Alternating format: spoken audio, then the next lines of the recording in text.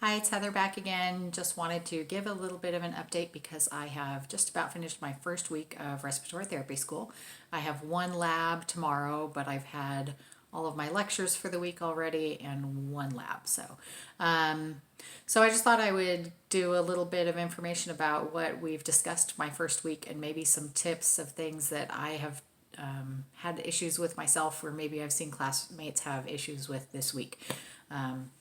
So, what have I done so far? In the lab that I did have already, we got a lab bag. It is full of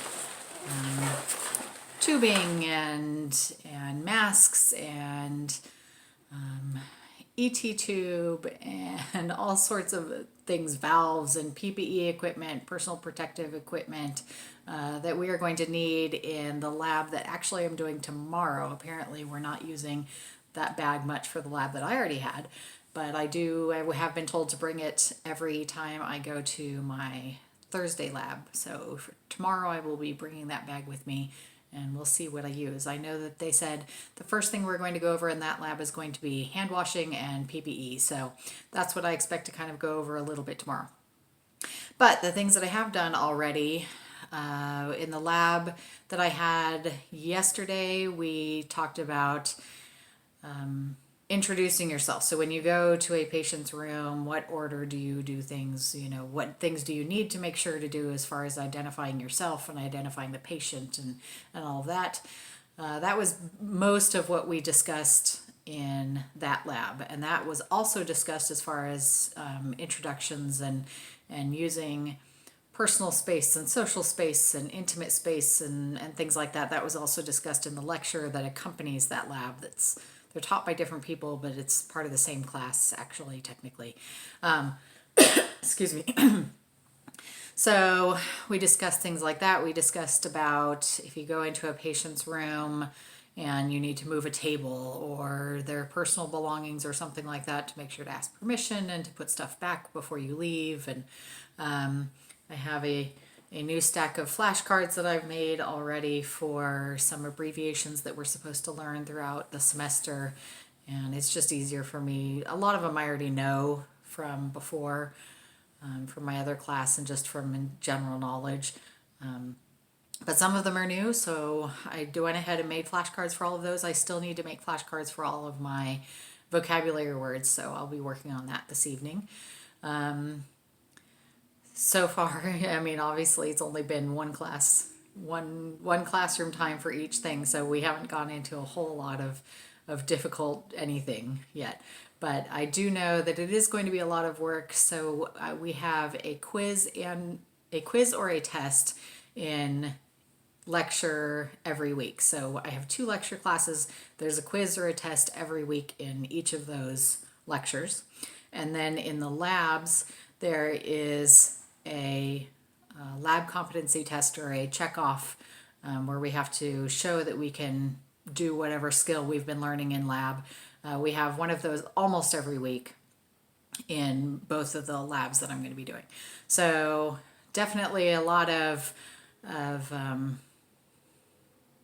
you can't let yourself get behind, because everything builds on everything else, and you're going to have quizzes every single day that you're in school, and lab checkoffs every single day, and so you really have to make sure that you're staying on top of your stuff. Other things that we discussed have just been kind of the basics about respiratory therapy, what it is, where respiratory therapists work, governing bodies.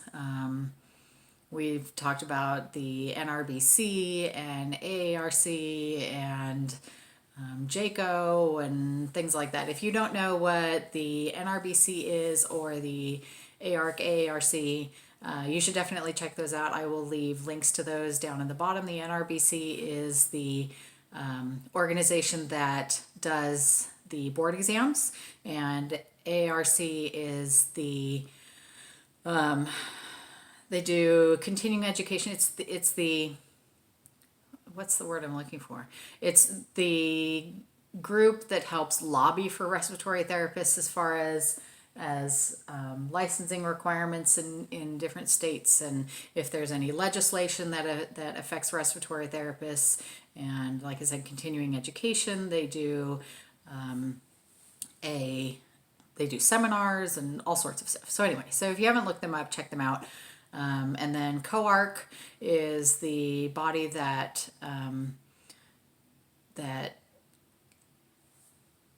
gives accreditation to schools. I know I talked about that in a previous video about school choices.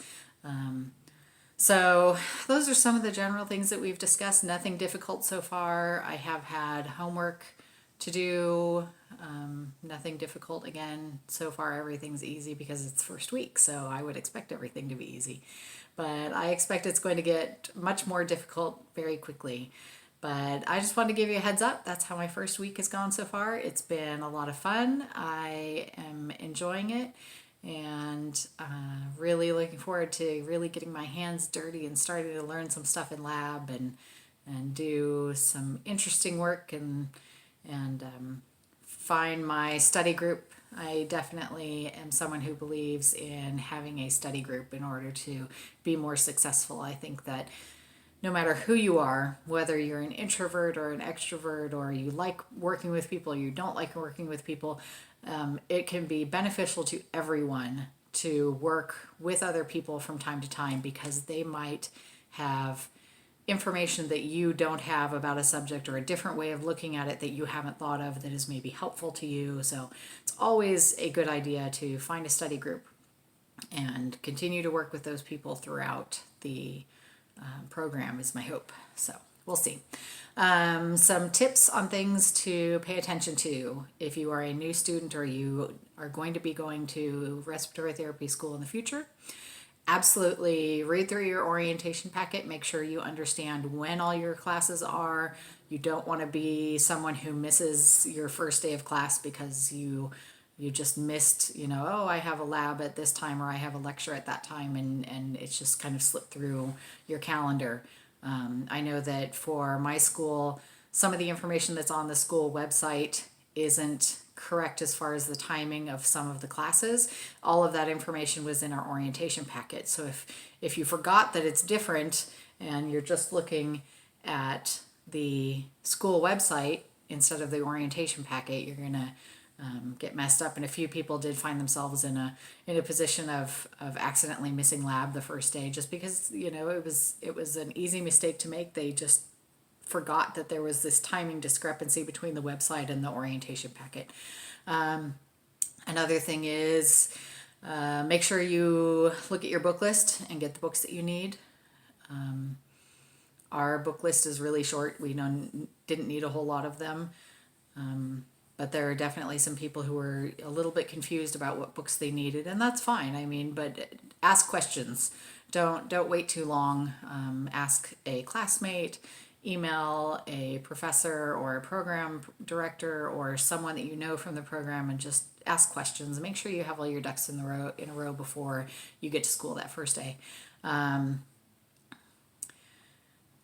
That's the big thing, is when you don't understand something, ask questions. Don't wait for someone to bring it up in conversation or something like that. Be proactive, and if you have questions, make sure to ask them, because that's what your teachers are there for, is to help you out and to make sure that you're successful. So anyway, if it's been your first week or second week, or if you're going to be starting next week, leave a comment down below. I would love to hear about how things went for you at your first week of respiratory therapy school. Bye.